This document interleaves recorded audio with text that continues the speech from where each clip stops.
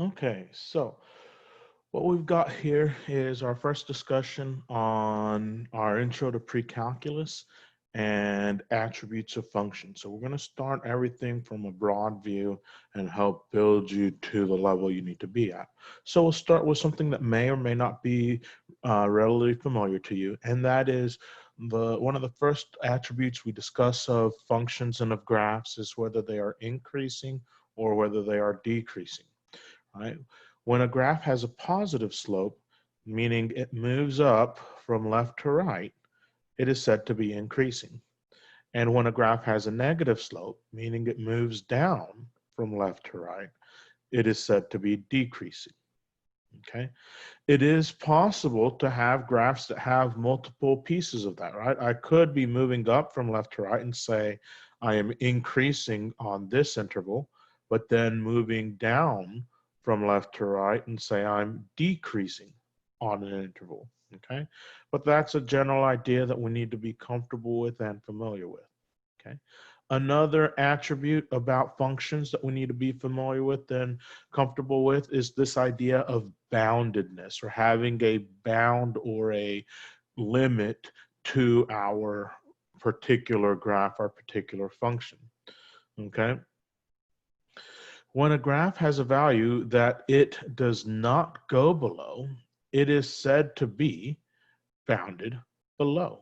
Okay, so if we look at this particular graph, we have this dotted blue line that seems to indicate some value that this graph doesn't go below, so we say it's bounded below. Okay, now if I have, let's change this here, when I have a graph, when a graph has a value that it does not go above, then it is said to be bounded above, right? So we look at the graph here on the right, and we see that we have this dotted blue line indicating a place that our particular function does not go above. Right? So we say then that it's bounded above because we have an upper limit to our function. And over here we have a lower limit to our function. Okay. Then in general, we'll say that if a graph has this lower bound and an upper bound, it is said to be bounded. Right? So for this graph on the left, we have this axis that seems to be a value that we do not go below. And then we seem to have this maximum value that we don't go above. So we have an upper bound and we have a lower bound. Okay. In other words, right, another way that we can think about this is as follows, right? We can think about this by saying, hey, if I've got this horizontal line that I don't go above and some other horizontal line that I don't go below, we will say that that graph is bounded. And that's going to be important to recognize and identify, okay?